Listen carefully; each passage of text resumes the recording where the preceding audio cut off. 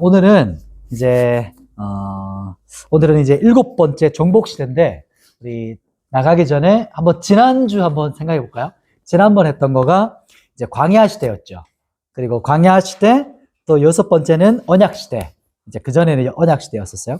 그래서 광야 시대 잠깐 기억하면 민수기죠. 민수기에 딱 하면 떠오르는 게 뭐였죠? 미트바르 생각하시나요? 따바르. 그래서 하나님의 말씀, 원망의 역사였다. 이게 핵심이었죠. 근데 광야의 여정이 시작됐는데, 이제 가데스 바네아에서 악평을 들었죠. 그래서 악평 때문에 40년의 광야 생활이 시작됩니다. 그렇죠? 광야의 여정이 시작되고, 그리고 모세와 아론을 대적했던 누구였죠? 어떤 일당이었죠? 고라의 반역. 고라와 당을 지었던 사람들. 또 이 심판을 받았고, 또 광야에서 무리바 반석 사건. 이 사건이 왜 중요했냐면, 모세가 반석을 쳤던 거.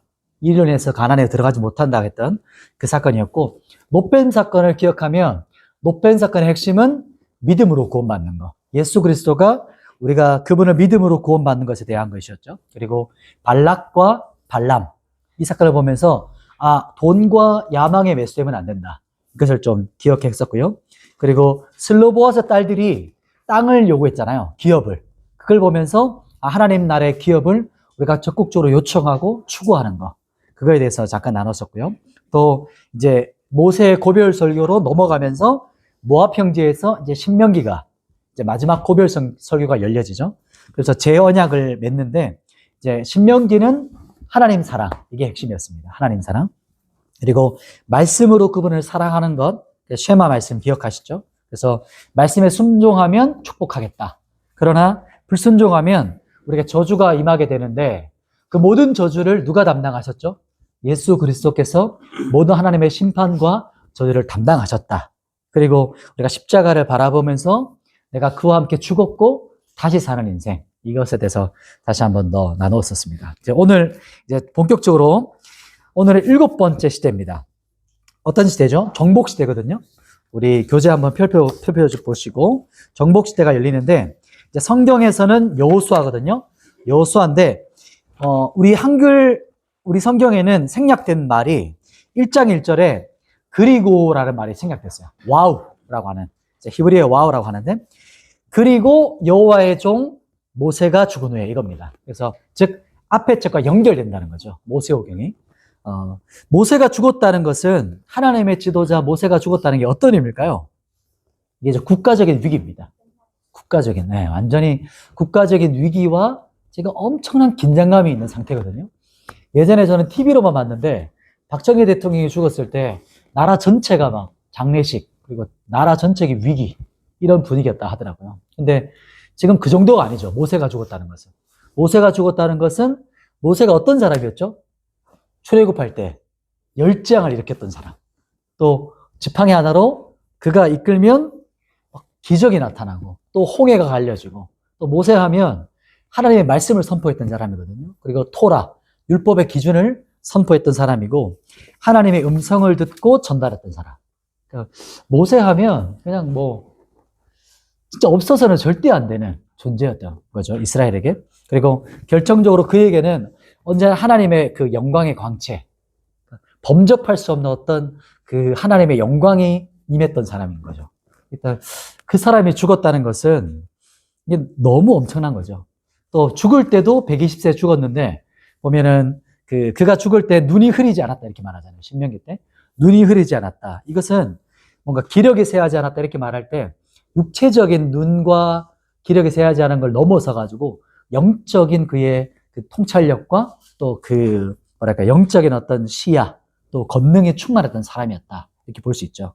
이것은 이제 그 앞에 봤던 이삭과 야곱과 또 다른 차원의 사람이었는 거죠. 그러니까 이런 지금 국가적인 위기거든요. 그럼 지금 그 다음 누가 지도자가 되죠? 여호수아예요. 여호수아 입장을 생각해 보십시오. 내가 여호수아다. 얼마나 이게 무거울까요, 짐이? 얼마나 두렵고 떨리겠어요? 그런데 그런 두렵고 떨림이 있는데, 지금 여호수아가 이끌어야 되는 사람이 몇 명입니까? 200명 아니죠. 2000명도 아니고 2만 명도 아니고 20만도 아니고 몇 명? 200만 명 정도가 사람이 돼요. 그 숫자가 엄청나죠. 지금 저희 교회만 해도 한 150, 200명 조금 예배 출석 때 200명이 넘어가는데 그 숫자로 생각한다면 와, 200만 명이에요. 뒤에 숫자가. 엄청난 무게죠. 그런 국가적인 분위기와 위기 가운데서 그때 하나님께서 이제 찾아오세요. 여호수아에게 말씀하시죠. 그 떨림 가운데 있었던 여호수아에게 이제 말씀하시는 것이 7절 8절입니다. 7절 9절까지 한번 읽어볼까요?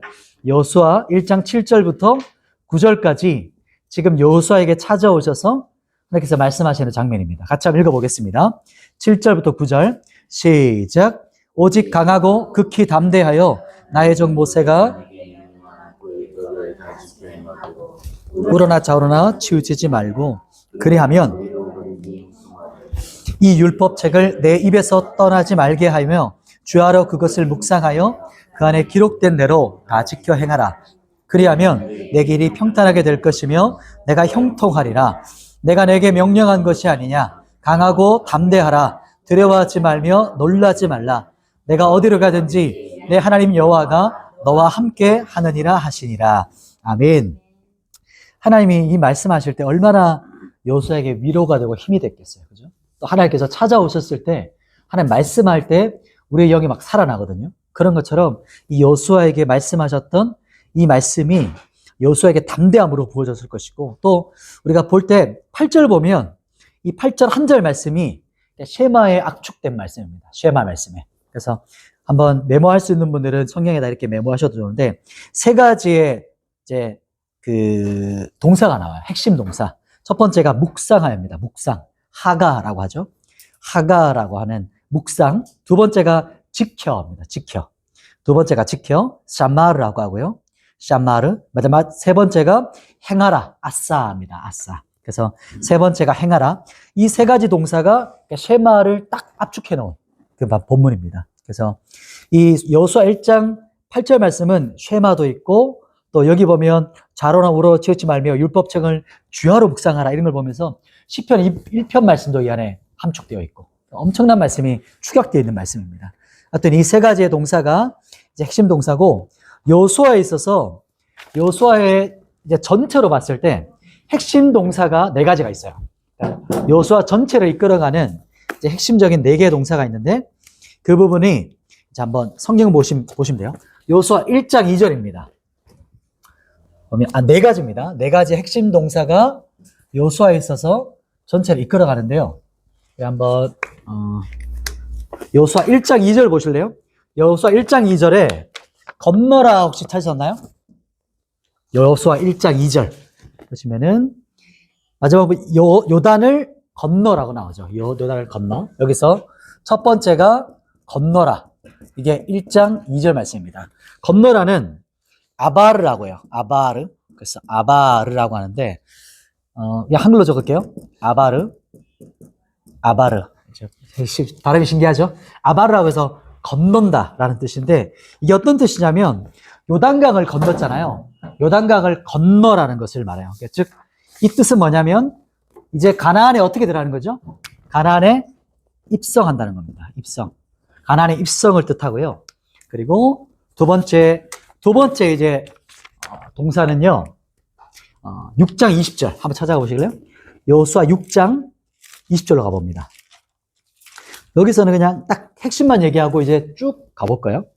6장 20절 보시면 점령하고라고 찾으셨나요? 마지막 단어. 점령하고 찾으셨나요? 그렇죠. 점령하라 라는 단어고요. 이게 6장 20절입니다. 6장 20절.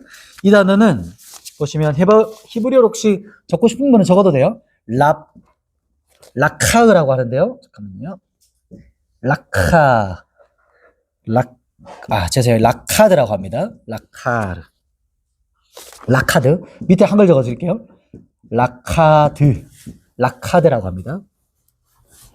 이렇게 적으면 히브리어 따라들기 힘드시니까 조금 더 정확하게 할게요.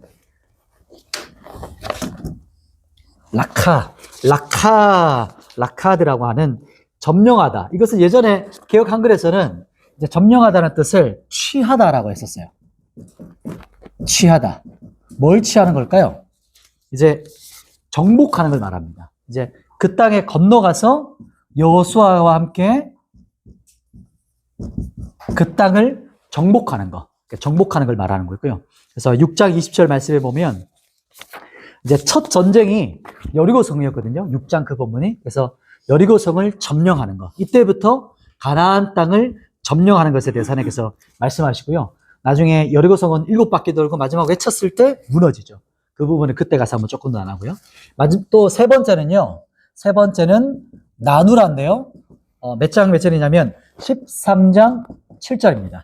여호수아 13장 7절에 여호수아 13장 7절에 보면 어떤 본문이냐면 이제 12장부터 이제 땅을 분배해요. 그래서 땅 분배가 시작되는데 이때부터 땅을 분배하라는 것이죠. 가나안 땅을 이제 나누라 이런 말씀이고 히브리어로는 할라크라고 합니다. 할라크. 자, 이제 혹시 또 해보고 싶은 분들은 적어보셔도 돼요. 할라크. 혹시나 나중에 한번 히브리어 알파벳도 한번 가르쳐 주실 시간 있으면 한번 가르쳐 드릴게요. 그 안에 한 글자 한 글자마다 의미가 있어서 재밌어요. 자, 할라크라고 하고요. 한글로 말하면 이제 보통 하라크도 하고 할라크라고도 하고 이제 라메드라고 하는 게 붙어 있기 때문에 하라크 이렇게 하시면 되고요. 할라크 이거는 나눈다는 것은 이제 땅을 어떻게 한다는 걸까요? 의미는 분배입니다. 이제 원어는 나누라, 할라크 의미는 분배한다 이런 뜻을 가지고 있어요. 마지막 네 번째 단어는 이제 여호수아 24장 고별 설교죠. 14절에 섬기라입니다. 섬기라. 아마 기억나실 것 같아요. 여호수아가 마지막에 오직 나와 내 집은 오직 여호와만 섬기겠노라 이렇게 말하죠. 그래서 그 전 말씀에 보면 여호와를 너희가 섬기라 이렇게 말하는 부분이 나옵니다. 그 부분이 거의 마지막 장이죠. 그 부분에 나옵니다. 고별 설교에. 그래서 여호와만을 섬기라라고 말하는데 이 히브리어는요 한번 적어드릴게요. 아바드입니다. 이 단어는 또 자주 나와요. 아바드라고 합니다. 아바드. 이 단어는 보통 섬김, 또 예배 이런 어떤 거랑 또 같이 일맥상통하거든요. 그래서 섬기다라는 뜻인데 이 뜻은 섬김을 말합니다. 우리에게 주시는 섬김은 보면 독특한 또 이 히브리의 의미가 나오는데 여기는요 다 완료예요. 완료형이라는 거죠. 입성했고 정복했고 그리고 분배합니다. 완료형으로 말하는데 여기서는 뭐라고 하냐면 미래형이에요. 미래형 글자가 잘 안 되네요. 미래형인데 명령형입니다. 이 앞에 것들은 이제 다 완료가 되었는데 보시면 섬기는 것은 계속해서 돼가는 거예요. 이제 뭐냐면 가나안 땅에 들어가는 것을 보면 여호수아를 성도의 영적 전쟁이라고 보거든요. 영적인 삶이라고 봐요. 그래서 가나안 그 여호수아를 보면서 이제 우리가 가나안 땅에 들어가서 뭘 할 것이냐, 무엇을 왜 살 것이냐, 그 부분이 바로 하나님을 섬기는 삶. 그래서 우리가 이 땅을 살아가면서 가나안에 들어갔지만 우리가 하나님을 섬기지 못하면 그 인생이 뭐라는 거죠? 실패했다는 거예요. 그래서 우리 인생에서 하나님을 섬기는 것이 이제 시작됐다는 거죠. 그게 여기서 의미하는 것이고요. 그래서 우리가 주님으로 종으로 부름받은 이유가 그분을 섬기는 삶으로 우리가 부름받았다. 그래서 그분을 섬기지 못하면 우리의 인생의 실패로 나아가게 되고 우리가 주님을 섬기는 것이 바로 길이고 우리의 목표 지점이다. 이게 말하고 있는 겁니다. 이 부분이 좀 개관을 한번 했고요. 이제 본격적으로 이제 2장으로 넘어가 보겠습니다. 1장은 여호수아에서 하나님께서 여호수아에게 말씀하시는 장면이었고요. 이제 본격적으로 2장부터 이제 가나안 입성이 들어갑니다. 2장 한번 보시겠어요? 2장에 누가 나타나요? 누가 나오냐면 1장 1절 한번 읽어볼까요? 1장 1절. 자, 함께 읽겠습니다. 시작. 눈의 아들 여호수아가 시딤에서 두 사람을 정탐꾼으로 보내며 이르되 가서 그 땅과 여리고를 엿보라 하매 그들이 가서 라합이라는 기생의 집에 들어가 거기서 유숙하다니. 아멘. 이제 여호수아 스토리가 진행되는데 1절에 보면 요단강을 건너기 전에 누구를 먼저 보내죠? 정탐꾼 보냅니다. 정탐꾼 하면 우리가 딱 떠오르죠? 그 지명 가데스 바네아. 가데스 바네아에서 정탐꾼을 보냈는데 이제 그 중요한 포인트라고 생각한다면 여호수아도 지금 그 중요한 포인트입니다. 가나안을 들어가기 전에 정탐꾼을 보냈어요. 그런데 그때 또 다른 인물 누가 등장합니까? 그렇죠. 라합이죠. 기생 라합. 이제 예수님의 계보에 들어가는 이 기생 라합이 등장합니다. 이 사람은 하나님에 대한 소식만 들었는데 믿었어요. 하나님을. 그 들음을 통해서 믿었던 사람. 그죠? 그리고 홍해 사건을 목격하고 들었던 그 주변의 나라들, 또 민족들이 그 사람들이 어떻게 했을까요? 반응이.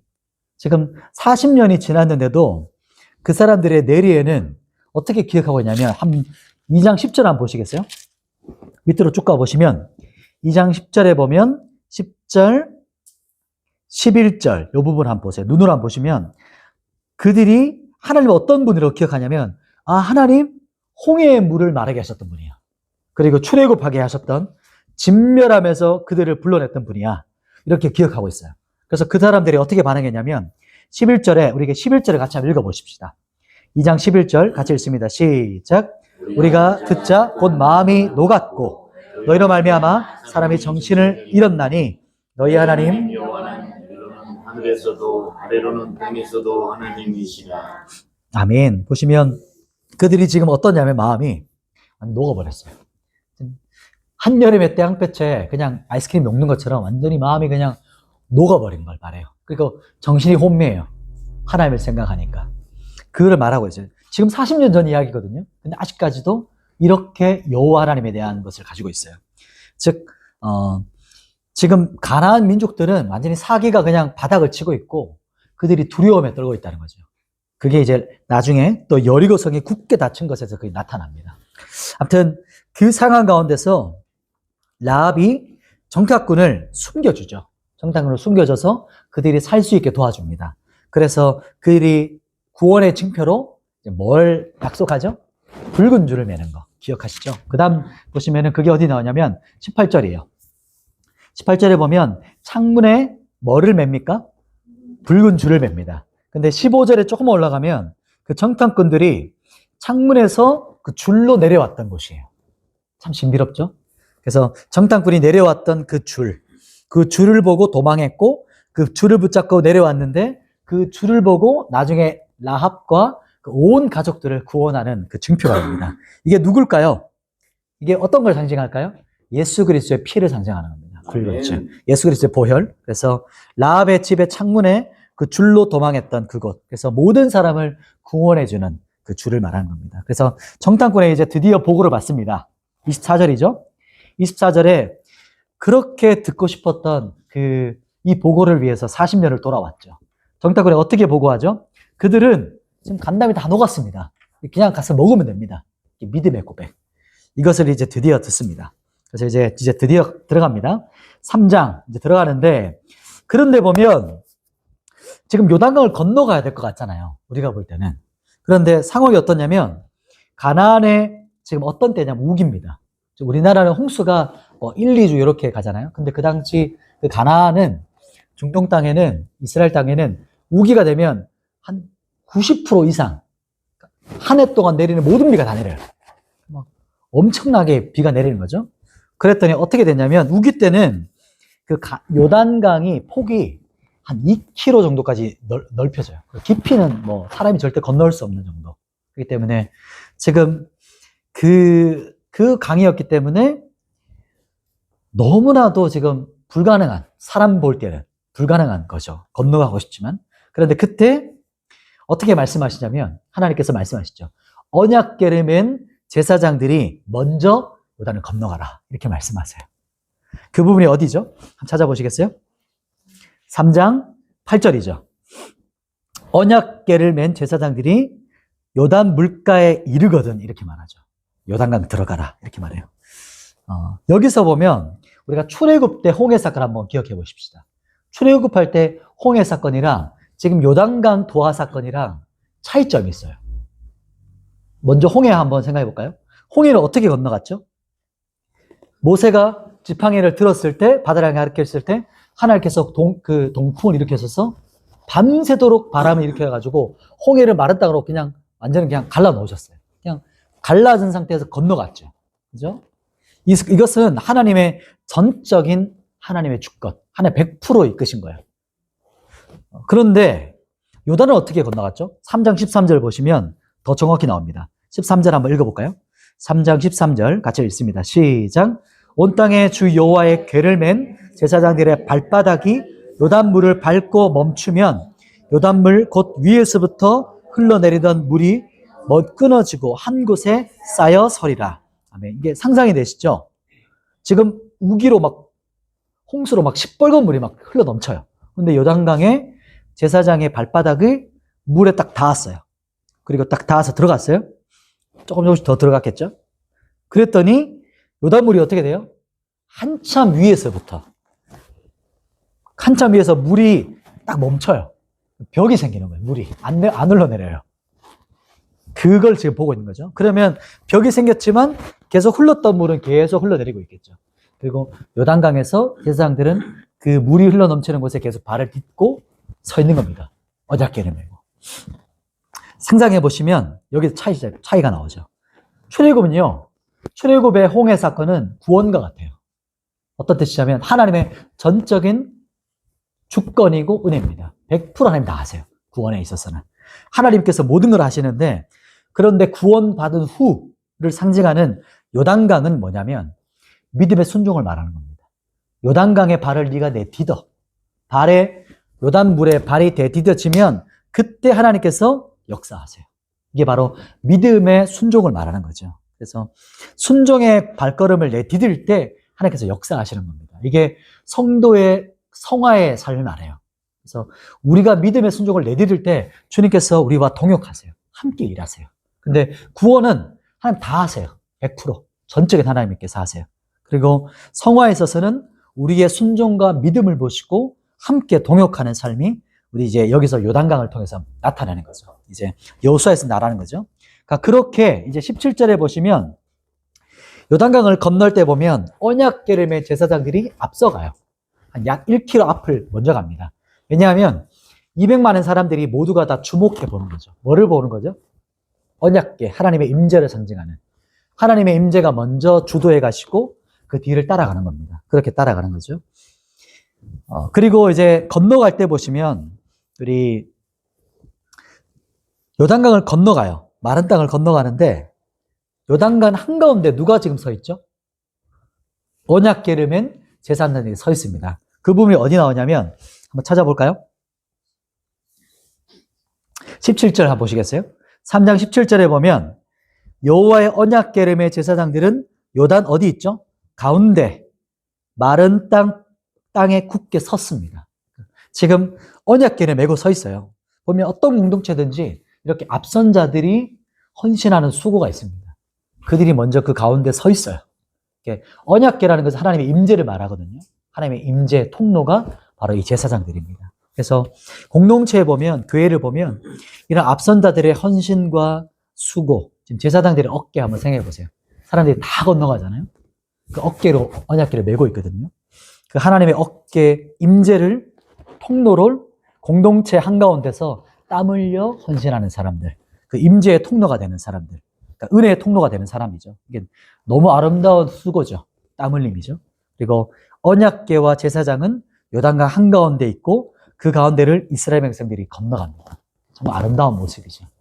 이런 이제 공동체의 모습입니다. 이렇게 건너갔고요. 그리고 이제 홍해 아니죠. 죄송합니다. 홍수가 나서 이 요단강이 막 시뻘건 물이 막 흘러갈 때, 요단을 보면서 그 홍수를 보면서 가나안 사람들 어떻게 생각했을까요? 지금 막 200만에 막 떼거지로 왔잖아요, 지금 막 간담이 녹아지는데 딱 보니까 못 건널 것 같은 거예요. 막 못 건넌다. 환호했겠죠? 너희 못 건너! 그래서 막 와! 했는데 건너는 걸 보면서 어떻게 됐을까요? 경악하는 거죠. 으악! 공포에 휩싸린 거예요, 오히려. 홍수였는데 홍수가 갑자기 마르더니 사람들이 건너와요. 이게 물을 건넌 자들이거든요. 이게 아브라함 때부터 히브리인이라고 말했잖아요. 히브리인의 의미가 물을 건넌 사람입니다. 물을 건넌 자. 그러니까 그 당시 물이라는 것은 모티브가 뭐냐면 상징하는 게 죽음을 말해요. 지금도 그런 의미가 있잖아요. 물을 건넜다. 그죠? 그런 것처럼. 그러니까 강이라는 것은 물을 건넜다는 것은 이제 죽음을 건너온 거예요. 진짜 엄청난 거죠. 분명히 못 건너야 되는데 강에서 내려갔다가 올라와요. 이 사람들이. 경악하는 거죠. 가나안 사람들이. 그래서 강을 건넜던 죽음을 건너온 자들. 그래서 무지막지한 무서운 사람이라는 거죠. 이게 온 가나안에 이제 소문이 퍼지는 겁니다. 그 사람들 홍수인데 또 건너왔어. 이게 막 경악하는 거죠. 이 소문을 듣고. 이제 가나안의 뉴스 토픽 일면입니다. 이거는 난리 나는 거죠, 그냥. 사람들이 막 경악하고 막, 이거 막 혼비백산 되는 겁니다, 사람들이. 그 모습이 이제 나중에 여리고성에 보면 붓게 닫혔더라. 두려움에 휩싸이는 거예요. 그런데 우리가 볼 때는 이 기세를 몰아서 막 전쟁하고 막 정복해야 될 것 같잖아요. 그런데 그렇게 하지 않으세요. 이게 어떤 일이 이제 벌어지냐면, 5장 한번 보시겠어요? 5장에 보면, 5장에 하나님께서 뭐를 하라고 명하시죠? 2절에 할례 행하라 이렇게 말씀하세요. 우리는 이 기세를 몰아쳐서 정복하러 나가야 될 것 같은데 하나님께서는 할례를 행해라 이렇게 말합니다. 길갈이라는 곳에 할례를 행하는데, 할례가 어떤 의미죠? 이스라엘 백성들에게 있어서는 언약의 징표입니다. 언약의 징표. 또 지금 광야 시대를 거치면서 2세대가 됐잖아요. 1세대는 할례를 행했지만 2세대는 어떻죠? 할례를 못했어요. 그래서 지금 2세대에게 할례를 행하라 하십니다. 이 전쟁은 어떤 전쟁입니까? 성전, 하나님의 거룩한 전쟁이라는 거예요. 구별된 전쟁. 그래서 그럼에도 불구하고 하나님의 명령이지만 이게 너무 위험한 거거든요. 지금 요단을 건너왔어요. 그러니까 지금 지도로 보면, 아마 이제 한번 요 지도 차원을 한번 볼게요. 지도로 보면 이렇게 언약궤를 메고 왔죠. 건너왔죠. 지도로 보면 지금 요단을 건너온 거예요. 그러면 가나안의 북부와 남부의 한가운데입니다. 아마 이 정도 줄일 거예요. 제가 볼 때는. 여러분 한번 지도 보시면 돼요. 그래서 여리고성 바로 앞에 근처입니다. 요단강을 건너왔어요. 이 근처에서 건너왔는데, 죄송합니다. 여기입니다.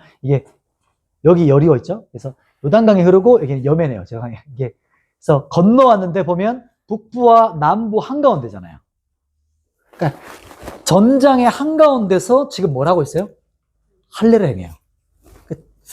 이게 상상으로 우리는 지금 볼 때 그냥 할례 행해라, 할례 행하는구나 이렇게 하지만 지금 적들이 양쪽에 있는 그 한가운데서 할례를 행하는 겁니다. 정말 위험한 거죠. 그러나 하나님께서 말씀하실 때 우리의 생각과 달라요. 우리는 달려가야 될 것 같은데 하나님께서 멈추라 하세요. 멈춤인데 여기서 엄청난 선택이죠. 믿음의 선택입니다. 이게 하나님께서 지킬 것이다. 그리고 이것은 구별됨과 거룩을 상징해요. 할례는 지금 우리에게 잘라내는 거, 구별됨. 그래서 거룩을 말하고, 그리고 이때 하나님께서 뭐라고 말씀하냐면 이제 애굽의 모든 수치가 떠나갔다. 이제 나갔다. 굴러갔다. 이런 걸 말하는 겁니다. 9절에 나오죠. 5장 9절에 애굽의 모든 수치가 떠나갔다. 그렇게 말씀하고, 그리고 나서 이제 유월절을 또 지키고요. 유월절까지 지켜요. 거기서. 그리고 그 다음에 만나가 그때 이제 그칩니다. 이제 광야 때는 하나님께서 전적으로 다 먹이셨어요. 그죠? 이게 구원을 말하는 겁니다. 그러나 여호수아 이 가나안 입성 후에는 이제 만나가 그쳤다는 게 어떤 의미죠? 이제 내가 경작해서 먹는 거예요. 가나안의 소출을 이제 내가 먹어야 되는 겁니다. 수고해서 경작하고 정복하고 먹는 겁니다. 그래서 이제 이때 정착의 시대가 이제 열리는 거죠. 이때부터. 그리고 그 다음에 보시면 13절 그 뒷부분에 칼을 든 군대 장군이 나와요. 이게 여호와의 현현, 예수 그리스도의 이제 구약의 현현이죠. 그리고 그분이 나타나시고 여호수아가 그 앞에 엎드립니다. 그리고 모세처럼 신을 벗고 하나님의 소명을 받죠. 부르심을 받습니다. 참 신비롭죠. 모세처럼 하나님께서 여호수아를 다시 소명과 부르심의 사건이 이 부분에 나타나고요. 이제 드디어 6장은 이제 가나안의 가장 강력한 성. 어떤 성입니까? 여리고성이죠. 그죠? 그래서 철옹성이라고 하는 여리고성이 굳게 닫혔어요. 굳게 닫혔더라. 그래서 1절에 보시면 여리고는 굳게 닫혔고 출입하는 자가 없다. 바람은 부는데 생명체가 없어요. 돌아다니는 사람이 없어요. 두려움에 휩싸여 있더라. 이렇게 볼 수 있는 거죠. 그렇게 있는 것이고요. 그리고 그 부분에 보면 이제 상식적이지 않아요. 하나님께서 여리고성 정복 작전을 말씀하는데 말도 안 되는 전쟁을 이제 일으켜요. 뭐라고 하냐면 어떤 전략이죠? 뺑뺑이 돌아라. 도는 전쟁이에요. 그리고 말없이 하루에 한 바퀴 도는 거예요. 이게 전략입니다. 그리고 마지막 7째 날에는 7바퀴 돌고, 근데 돌 때 앞선 자들이 언약궤 앞에서 제사장 7명이 양각 나팔을 가지고 이제 7바퀴 돌고 나팔을 붑니다. 뿌 불면 그때 일제히 어떻게 하죠? 외치죠. 와! 이렇게 외치면 와! 하면 이제 여리고성이 무너내리는 거예요. 이게 전략입니다. 아, 참, 이게 무슨 전략이지 싶은데? 전략적입니다. 이게 전적인 하나님께서 하시겠다는 거죠. 이게 믿음의 외침입니다. 그래서 이 전쟁이 보면 17절 볼까요? 오늘 본문에 보면 16절 나오죠. 그죠? 15절, 16절부터 나오죠. 7번 돌고 16절에 외치라! 이렇게 하면 이 성을 주셨느니라! 이렇게 여호수아가 외칩니다. 뿌기 불면 그때서 이제 외쳤을 때 여리고성이 확 무너져 내리는 거. 근데 이 전쟁의 특징은 어떤 전쟁이었냐면 17절에 보시면 요걸 한번 메모해 주시면 좋겠 이렇게 표시해 주시면 좋습니다. 이게 헤렘 전쟁이라고 해서 온전히 바치되라고 합니다. 온전히 바치되. 이게 헤렘입니다. 헤렘. 헤렘 전쟁은 뭐냐면 진멸하는 전쟁입니다. 진멸. 헤렘. 진멸하는 전쟁. 그러니까 진멸하는 전쟁이 말하는데 완전한 심판을 말해요. 하나님께서 이 전쟁은 첫 전쟁이거든요. 여리고 전쟁. 첫 번째 것은 내 것이라. 이것의 의미가 담겨 있는 겁니다. 첫 전쟁이고 헤렘 전쟁을 말하는 것인데 이것은 온전히 하나님께 봉헌된 전쟁, 하나님께 구별된 전쟁을 말하는 겁니다. 그래서 첫 번째 전쟁이고 그리고 여리고성이 무너지고 그리고 이때 라합과 그의 집안이 구원받죠. 이 부분이 이제 나오는 겁니다. 여호수아가 예언합니다. 뭐라고 예언하냐면 이 성을 기초를 쌓을 때 쌓는 자의 첫째 아들이 죽을 것이고 성문의 문을 닫을 때 막내 아들이 죽을 것이다. 이렇게 예언하죠. 그런데 그 예언의 말씀이 성취된 것이 열왕기상 16장 34절 한번 메모해 보셔도 좋아요. 열왕기상 16장 34절에 히엘이라는 사람이 여리고성을 이제 기초를 쌓을 때 진짜 첫째 아들이 죽고 그다음 성문을 달 때 막내 아들이 죽습니다. 이게 성취되는 것이죠. 그러니까 이런 놀라운 하나님의 기적의 역사. 한가운데 보면 안타깝지만 한 사람이 범죄합니다. 누구죠? 아간이죠. 아간. 그래서 문제를 일으켜요. 범죄가. 아간의 범죄죠. 그러니까 우습게 보고 그냥 2,000명만 갔다가 아이어석에서 대패해서 옵니다. 그때 여호수아가 하나님께 죄를 뒤집어 쓰고 회개하며 기도하죠. 하나님 이게 도대체 뭡니까? 그때 하나님께서 바로 말씀하세요. 너희 이스라엘 가운데 범죄한 자가 있어. 그리고 그 사람을 찾아내라. 이렇게 말씀합니다. 그래서 제비 뽑죠? 제비 뽑기를 하는데 200만 명 가운데 제비를 뽑는데 아간이 어떻게 하죠? 회개하나요? 끝까지 회개하지 않습니다. 점점 하나님의 손길이 좁혀오는데도 불구하고 끝까지 회개하지 않아요. 그러니까 자기가 단청돼서 회개해요.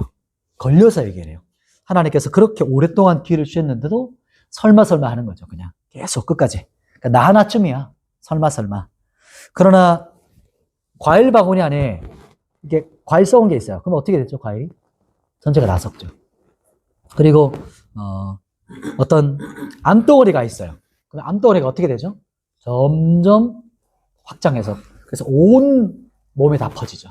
그런 것처럼 하나님께서 우리에게 말씀하는 게 뭐냐면 교회도 그렇습니다. 작지만 점점 부패가 팽창해요. 계속 확장돼요. 그리고 그 처음에 이거를 드러내고 완전히 이게 잘라내버려야 되는 거죠. 그러니까 죄에 대한 걸 말하는 겁니다. 죄와 타협하지 않는 거. 작은 건데 처음부터 타협하지 않고 양보하지 않는 거. 죄에 대해서 양보하지 않고 좋은 게 좋은 것이라 이렇게 넘어가지 않는 거. 왜냐하면 이게 처음 한번 타협하면 이게 나중에는 완전 전체를 다 덮어버리는 거죠. 이런 예화 들어보셨을 거예요. 주인이 조금 안타까워서 낙타를 그러면 머리만 이렇게 밤에 머리만 텐트 안에 와서 자라 이렇게 해서 머리만 드러놨어요. 그러면 나중에 어떻게 되냐면 텐트 안에 누가 자고 있을까요? 텐트 안에 낙타가 자고 있고 주인은 텐트 밖에 자다가 얼어 죽는 거죠. 사막에서는 그렇게 되는 거예요. 이게 뭐냐면 주인이 못 들어보셨나요? 그죠? 그렇게 되는 겁니다.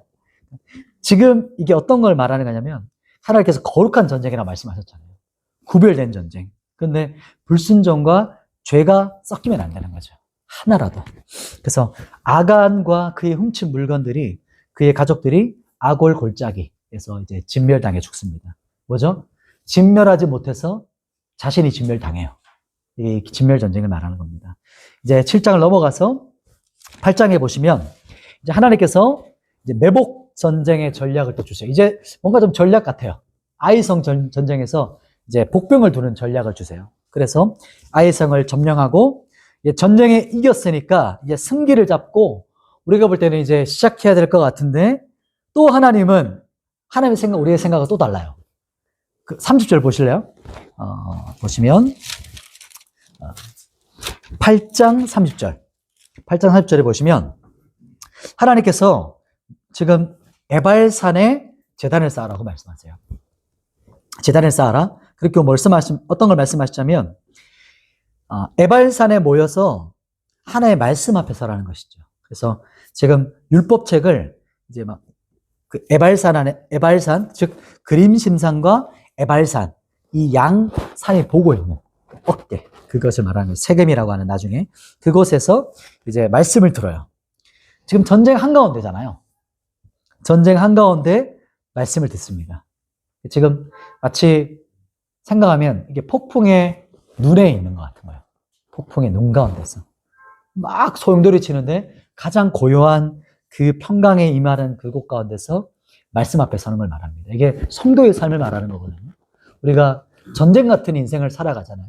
또 바벨론 같은 직장에서 막 세탁기 돌리는 것처럼 막 돌려가는데 우리는 하나님께서 우리에게 거기서 하나님의 말씀 앞에서 멈춰. 거기서 하나님의 말씀 앞에서 우리가 이 전쟁 앞에 말씀 앞에 먼저 우리가 치유되는 시간, 말씀 앞에 우리가 회복되는 시간을 먼저 가지고 이제 시작하는 겁니다. 그 다음 또 이제 9장 가볼까요? 9장으로 넘어가면 이제 9장에서 기브온 주민이 와요. 기브온 하면 속이거든요. 철저한 치밀한 계획을 가지고 이스라엘 백성들이 눈속임에 속아요. 그들이 이제 왜 또 속았냐면 14절 보면 핵심적인 단어가 나오죠. 14절 같이 한번 읽어볼까요? 9장 14절입니다. 같이 읽겠습니다. 시작. 무리가 그들의 양식을 취하고는 어떻게 할지를 여호와께 묻지 아니하고, 그 제일 뒷 문장이죠. 여호와께 어떻게 안 했다? 묻지 않았다. 이게 핵심 포인트죠. 그러니까 기도하지 않았다는 거죠. 어떻게 우리가 결정할 때 기도하지 않고 묻지 않으면 속임을 당할 수 있어요. 눈에 보면 확실하거든요. 물증도 있고 확실해요. 너무 노이 몰려온 거 확실한 거예요. 농구할 때. 그런데 묻지 않을 때 우리가 속을 수가 있어요. 너무 확실한 것처럼 보이지만. 그리고 이제 속고요. 그리고 근데 10장에 보시면 기브온이 이제 이스라엘과 화친했다는 소식이 남부연합군 사람들에게 들려지는 거예요. 가나안. 그래서 남부연합군이 10장에 보면 전쟁하자고 치고 올라옵니다. 근데 이때 이제 오히려 우리에게 볼 땐 이제 하나님께서는 오히려 일석이조입니다. 하나님의 큰 그림으로 봤을 때는요, 우리의 실수도 하나님께서 선하게 사용하세요. 실수했잖아요. 그런데 실수 때문에 남부연합군이 연합됐어요. 근데 그것이 우리 하나님의 큰 그림이 속해 있는 거예요. 우리 한 방에 끝내는 거죠, 이제. 한족 속식이 아니고 거의 다 왔으니까 한 번에 끝. 남부가 끝장나는 겁니다. 그 부분이 이제 우리가 10장에 보시면 그 부분이고요. 그리고 10장 핵심적인, 이번에 이제 체크할 부분입니다. 10장 8절. 10장 8절에 보면 여호와 필승 관역구가 나옵니다. 보시면 그때 여호와께서 여호수아에게 이르시되, 그 뒷부분 같이 읽어볼까요? 그들을 시작. 그들을 두려워하지 말라. 내가 그들을 내 손에 넘겨주었으니 그들 중에서 한 사람도 너를 당할 자가 없으리라 하신지라. 아멘. 보면 그 여호와 필승, 그 구절이 뭐냐면 내 손에 넘겨주었다. 손에 넘겼다. 그래서 손에 넘겼다 이 말 나오면 그 다음 무조건 승리. 손에 넘겼다. 예전에 우리 한번 그 광고 중에 그거 들어보신 적 있을 거예요. 따라하면 좀 이상한데 내 손 안에 있소이다. 이거 들어보셨나요? 이게 무슨 광고인지 기억 안 나요. 이게 뇌리에 박혀있죠. 그 뜻이에요. 딱 내 손 안에 있소이다 이렇게 했던. 왜냐하면 하나님께서 네 손에 넘겼다. 이 뜻은 네 거야, 승리야 이렇게 말씀하는 겁니다. 그래서 이 부분이요, 또 자주 반복되는 성경 구절이 다윗이에요. 다윗이 전쟁하는 곳마다 네 손에 넘겼어, 네 손에 넘겼더라. 네 손에 넘겼다 이렇게 말하거든요. 그래서 다윗의 전쟁, 하나님께서 넘기신 전쟁. 그러니까 필승, 무조건 전쟁 이겨요. 다윗이. 그러니까 묻고 따라가거든요. 참 다르죠. 그런 것처럼 하나님께서 이 이스라엘 백성에게 넘겨줍니다. 이 남부 연합군을. 그래서 이제 이 엄청난 전쟁에 승리를 하고, 근데 이 전쟁이 왜 또 특별하냐면 그 뒷부분이거든요. 여호수아의 외침이 나와요. 그 12절입니다. 12절에 보면 우리 한번 여호수아가 외쳤던 그 부분만 한번 읽어볼까요? 태양아, 찾으셨나요? 12절 태양아부터 한번 우리가 한번 선포해 보십시다. 시작. 태양아, 너는 기브온 위에 머무르라. 달아, 너도 아얄론 골짜기에서 그리할지어다. 이렇게 외치거든요. 외마디 외침이 딱 선포돼요. 그랬더니 어떻게 되죠? 딱 멈춰요. 태양이 중천에 딱 머물러 있고 달은 아얄론 골짜기에 딱 멈춰 있어요. 종일토록이라고 말하거든요. 그래서 완전히 진멸하잖아요. 이때 보면 여호수아에게 하나님의 감동이 부어진 거예요. 하나님의 믿음이. 그냥 한 사람이 그냥 객기로 태양 멈춰 이렇게 외친 게 아니고 하나님의 믿음이 부어진 거죠. 하나님의 감동이 부어졌고 하나님의 감동의 외침을 선포했고 그대로 이루어진 거예요. 하늘의 뜻이 이루어진 거죠. 그리고 이것을 볼 때 또 여호수아는요 기도의 사람이었어요. 그러니까 여호수아가 조금 더 거슬러 올라가서 모세가 회막 앞에 그 장막 앞에 기도할 때 여호수아가 모세가 떠났지만 그 회막을 떠나지 않고 자리를 지켰던 사람이 그 여호수아거든요. 기도의 사람이었어요. 기도가 계속해서 쌓였던 사람입니다. 그래서 그 기도가 그 순간에 터져 나온 거죠. 이게 그렇게 볼 수 있거든요. 그래서 한 사람의 객기가 아니고 그러니까 믿음의 선포였다. 그러니까 믿음의 외침. 또 하나님께서 그 외침을 응답하셔서 전무후무한 역사가 이때 일어나요. 그러니까 전에도 없었고 앞으로 일어나지 않을 일이 이때 일어납니다. 그리고 아모리 왕과 남부 연합군의 왕들을 진멸하고 승리합니다. 그렇게 해서 남부가 한 방에 정리됐어요. 시간이 걸릴 건데 알아서 왔어요. 그래서 끝났어요. 이 사람들이. 그리고 이제 북부로 올라갑니다. 11장. 이제 드디어 이제 북부를 향하는데 북부에 보면 하솔 왕이 등장해요. 하솔 왕. 하솔 왕 야빈이 등장합니다. 하솔 야빈. 그래서 다시 하나님께서 여호수아에게 뭐라고 말씀하시냐면 두려워하지 마. 담대해. 그리고 또 나오죠. 필승. 그 구절이 어디죠? 찾아볼까요? 자, 6절입니다. 6절. 우리 11절, 6절 같이 한번 선포해 보겠습니다. 6절과 8절인데 한 절만 볼까요? 8절만 보십시다. 6절도 똑같은 말이에요. 뭐냐면 넘겨주었다. 이 부분의 뒷부분에. 자, 8절 말씀에 정확한 포인트가 나옵니다. 8절 읽겠습니다. 시작. 여호와께서 그들을 이스라엘의 손에 넘겨주셨기 때문에 그들을 격파하고 근 시돈과 미스르봇 마임까지 추격하고 동쪽으로는 미스바 골짜기까지 추격하여 한 사람도 남기지 아니하고 쳐 죽이고. 아멘. 자, 북부 올라가면서 하나님께서 내 손에 넘겨주셨다 이렇게 말씀하시죠. 여호와 필승, 반드시 이기는 승리. 그래서 몰살시키는데요. 그런데 보면 6절에 한번 눈으로 보시겠어요? 전쟁은 너희가 이길 건데 이렇게 해야 돼. 뭐라고 말씀하냐면 말의 뒷발 힘줄을 끊어. 그리고 병거를 불사르라 말씀합니다. 이게 어떤 의미를 말하는 걸까요? 이 전쟁은 누구께 달려있다 말씀하는 거죠? 하나님께 달려있다. 여호와의 전쟁이다. 이것은 나에게 달려있지 나를 신뢰해. 말과 병거를 신뢰하지 마. 이 뜻을 우리에게 지금 적용한다면 어떤 의미일까요? 더 많은 돈, 더 많은 부동산, 더 많은 주식, 더 많은 보험, 더 많은 부동산에 너를 지켜줄 것 같지만 그렇지 않아. 거기에 목매면 안 돼. 제가 이것을 하지 말라는 게 아니고 우선순위를 말하는 거예요. 왜냐하면 여기에 집착하지 마. 그러니까 진짜 너를 지켜주는 것은 이것이 아니고 나 여호와야. 거기에 안정감을 두지 마. 이게 뭐죠? 아브라함의 그 불러낼 때 똑같은 거예요. 아버는 불러냈을 것과 똑같은 겁니다. 네가 안정감을 두고 있는 모든 것으로부터 떠나라는 거예요. 여호와 하나님이 너의 안정감이야. 전쟁도 나에게서 모든 것이 일어나는 거야. 이렇게 말씀하시는 것이 힘줄을 끊는 거거든요. 다윗도 똑같았어요. 다윗도 전장에서 말의 뒷발줄을 끊었습니다. 그리고 이제 그 말은 뭐냐면 그 전투마로 쓰는 것을 하지 못하겠다는 거죠. 그래서 말을 죽인 것이 아니고, 그래서 그 병거를 또 불살았죠.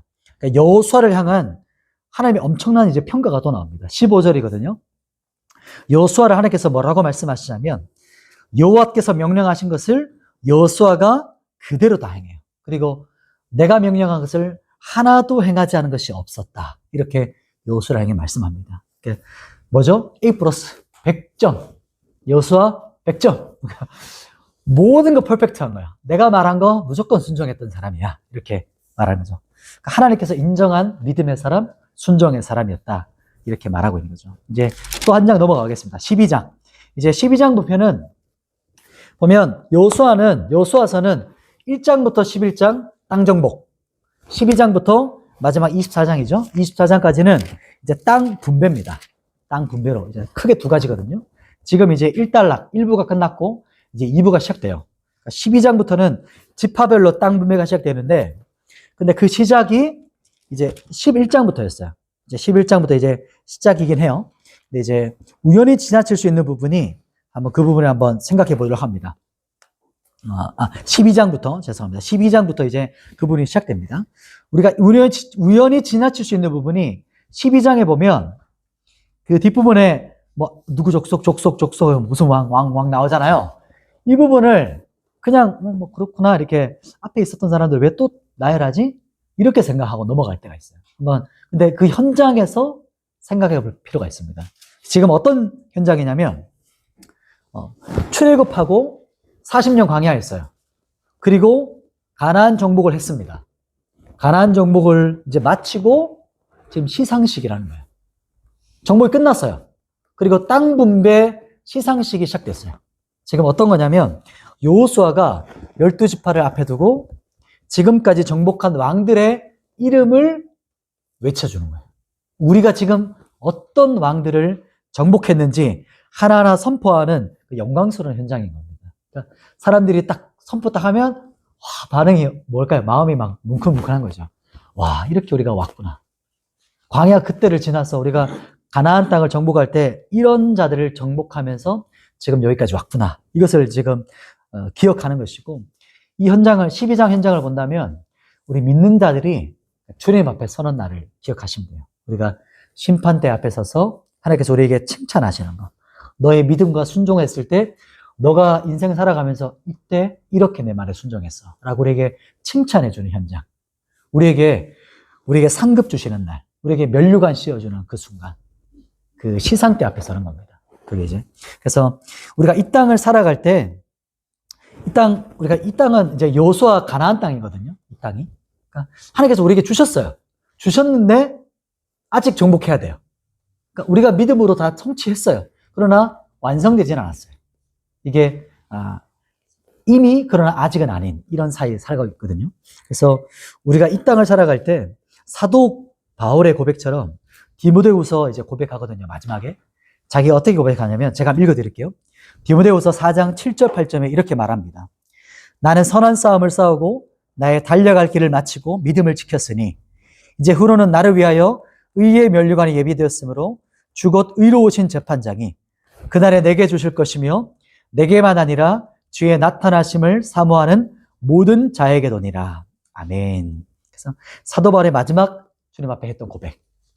이제 면류관 앞에 설 것을 기대하는 마음. 그리고 그것이 본인뿐만 아니라 주님의 나타나심, 주님의 재림, 주님을 기다리는 모든 자에게도 있는 것이다. 이렇게 말합니다. 이제 13장부터는요. 이렇게 시상식이 끝나고 13장부터는 본격적으로 지파별로 제비 뽑아 땅 분배해 줍니다. 땅 분배해줘요. 그래서 또 요단 동편에서는 이미 모세 때 분배해 줬잖아요. 그 지파가 므낫세 반지파. 그러니까 므낫세의 반이라는 것은 이름이 아니고 반. 그러니까 온전한 지파 아니고 반반 이런 뜻입니다. 그래서 므낫세 반지파, 루벤 지파, 갓 지파. 이렇게 두 지파 반이죠. 그래서 일전에 분배한 것을 다시 인쳐줘요.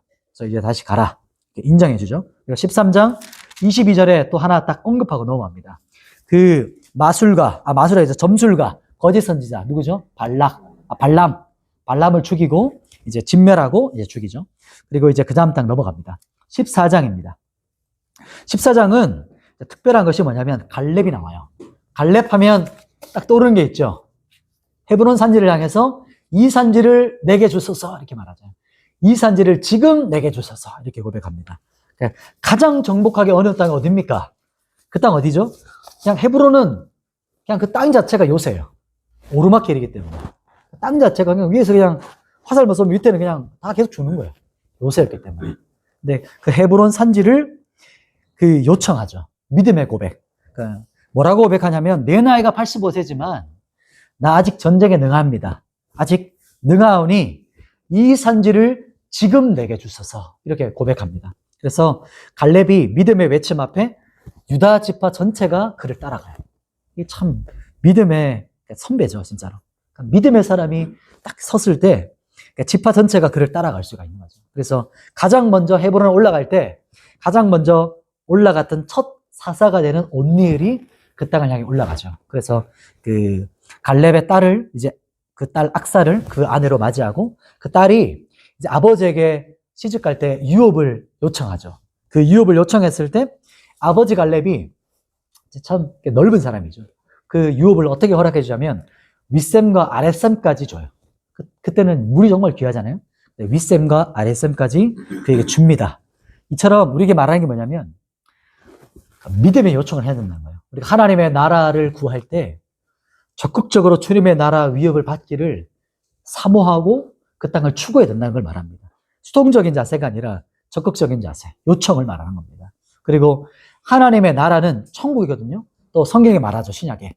천국은 침노하는 자가 빼앗나니 이렇게 말합니다. 그리고 지금도 천국은 침노를 당하나니 이렇게 또 다른 번역을 말하거든요. 그래서 침노한 자는 빼앗느니라 이렇게 말합니다. 그러니까 예를 들면 입 벌리고 있으면 감이 떨어지는 게 아닌 거죠. 그래서 밤나무 보면 시골에 사신 분들은 아시죠? 밤나무는 그냥 있으면 떨어지나요? 다 떨어지나요? 흔들어야 되거든요. 장대를 해가지고 낯을 갈고리 말아가지고 장대 올라가서 가지를 막 온 힘을 다 흔들어야 익은 밤송이들이 떨어져요. 그런 것처럼 예수님도 말씀하셨죠. 기도할 때 구하라, 찾으라, 두드리라 말씀하시잖아요. 그러니까 계속해서 기도하고 가만히 있는 것이 아니고 기도하고 움직이고 끝까지 추구하는 거, 이걸 말하는 겁니다. 그래서 움직이라는 것이죠. 기도할 때 그것을 말하고 있는 겁니다. 적극적인 자세. 그렇게 하고요. 그 다음 17장으로 한번 넘어가 보겠습니다. 쭉 이제 15장에서 넘어갔고 17장 부분으로 넘어가면 이제 갈렙과 다르게 이제 요셉 자손은요, 뭐라고 말하냐면 우리 수가 너무 많아요. 우리가 수가 많은데 뭘 더 달라? 땅을 더 주십시오. 땅 더 주십시오. 이렇게 말하거든요. 땅이 좁습니다. 그때 여호수아가 말하죠. 너희가 산에 올라가고 산을 개간하고 그리고 정복해서 스스로 개척해. 너희가 정복해. 너희가 땅을 빼앗아서 개간하고 너희가 개척하라. 이렇게 말합니다. 요셉 자손에게. 그리고 하나님께서 너희를 도와서 승리하게 하실 거야. 너희가 추구하고 정복하고 나아가라. 이렇게 말하거든요. 그 부분이 14절부터 18절까지 부분이에요. 요셉 자손을 향해서.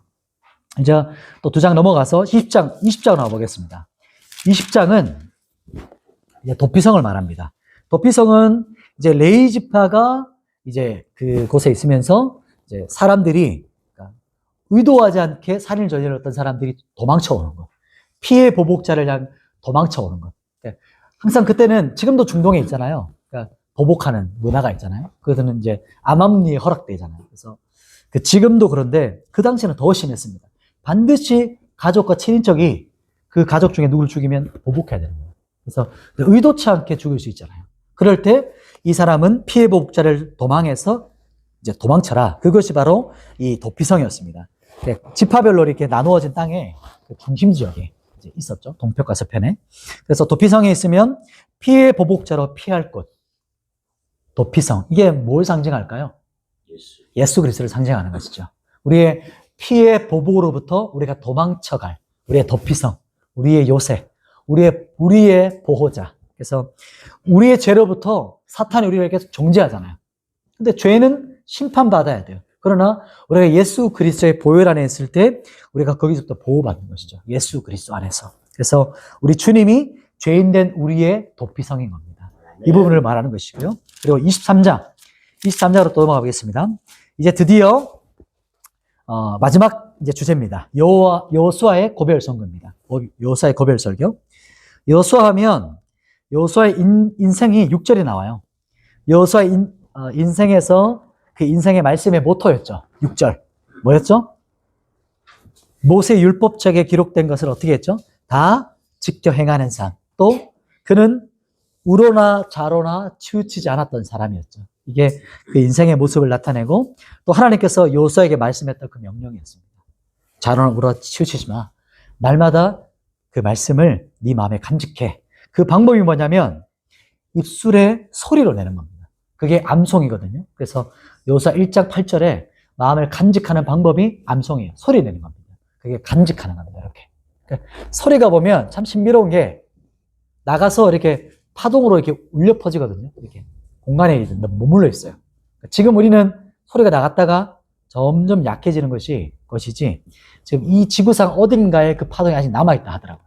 그래서 기술이 개발되면 2000년 전 그런 말 들었어요. 2000년 전에 예수님께서 이스라엘에서 했던 그 음성을 복원할 수 있다. 이런 얘기도 들었었어요. 참 신비롭죠. 아무튼 그 파동이기 때문에 여전히 남아있습니다. 소리. 그래서 그 소리를 입 밖으로 내고 또 내가 가장 먼저 듣기 때문에 말씀을 간직하는 삶. 그래서 말씀을 암송하는 것이죠. 그리고 요수아 인생의 그 핵심 그 부분이 말씀과 함께 살았던 것이고요. 그리고 24장, 드디어 마지막 장. 24장은 보면 아브라함으로부터 시작해서 지금 여기까지 하나님께서 우리를 어떻게 인도하셨는가가 요수아가 지금 이 짧은 10몇 절 통해서 창세기부터 출애굽기, 레위기는 이제 포함되니까 레위기는 생략하고요. 출애굽기, 민수기 이제 이 안에 다 포함되어 있어요. 하나님께서 어떻게 역사하셨는가. 우리 이스라엘을 지금 뭐냐면 이스라엘 지파들이 이렇게 듣고 있거든요. 그리고 그 앞에서 마지막 고별 설교예요. 이제 유언이죠. 마지막. 하나님께서 우리를 어떻게 이끄셨습니까? 어떻게 구원하셨습니까? 마지막 이제 그 믿음의 고백을 하면서 이스라엘 백성들을 주님께로 다시 한번 언약 앞에 이끌어가는 거예요. 그리고 나서 가장 유명한 구절 나오죠. 15절. 15절과 16절을 같이 한번 우리 마지막 선포해 보십시다. 이제 요수아가 마지막으로 피날레로 마지막 한 번 더 선포하는 겁니다. 15절, 16절 같이 한번 선포합니다. 시작. 만일 여호와를 섬기는 것이 너에게 좋지 않게 보이거든 너희 조상들이 강 저쪽에서 섬기던 신들이든지 또는 너희가 거주하는 땅에 있는 아모리 족속의 신들이든지 너희가 섬길 자를 오늘 택하라.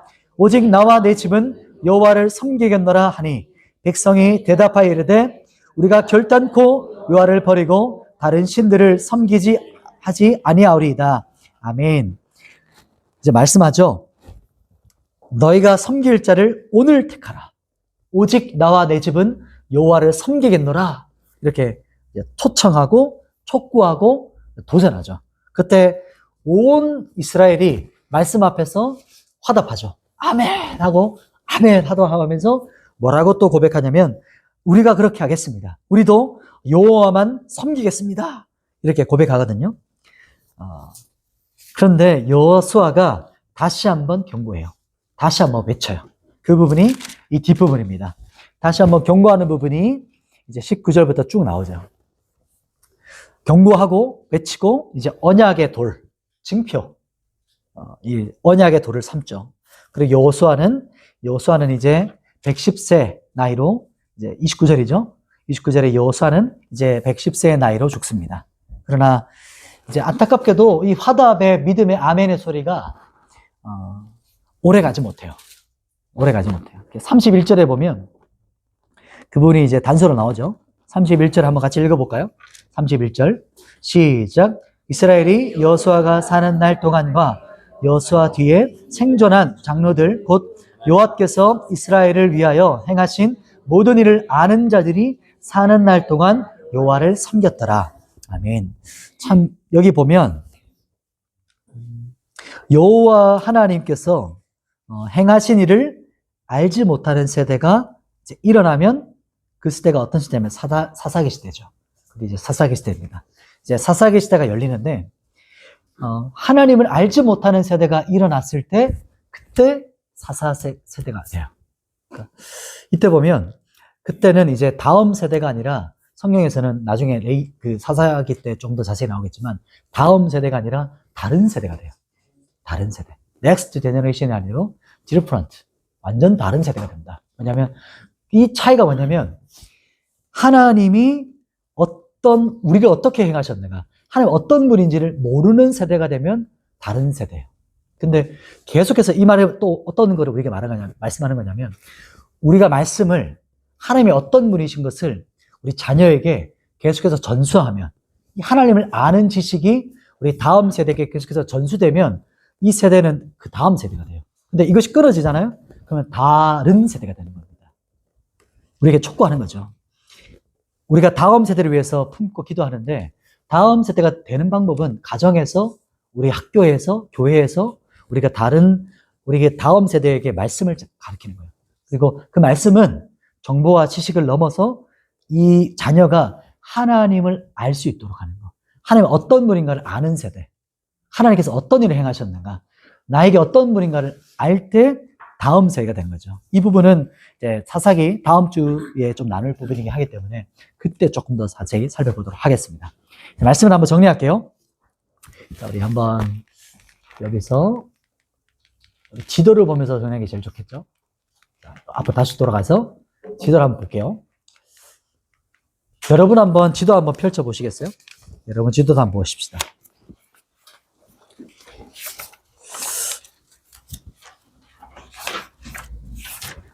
갖고 왔는데 오늘은? 여기 있네요. 지도에 보시면 이스라엘 지도 있죠? 제일 첫 부분에 그 이스라엘 지도가 조금 큰 파란색 지도. 요렇게 생긴 거. 요렇게 생긴 지도 있죠? 그래서 한번 쭉 보세요. 자, 한번 요단강에 쭉 흐르죠? 그러면 우리 모압 평지가 이제 요단 동편이에요. 그리고 중간 정도에 있습니다. 중간 정도에. 그래서 중간 정도 부분에서 이 모압 평지라고 하고요. 그리고 이제 건너가요. 건너갈 때 한번 길갈 한번 찾아보시게요. 길갈. 베단이 빨간색 있는 부분 찾으셨나요? 사해 바로 위에 있어요. 사해 염에 있는 바로 위에 베단이 찾으셨나요? 베단이 왼쪽에 조금만 가면 길갈 보이시나요? 길갈 찾으셨어요? 네.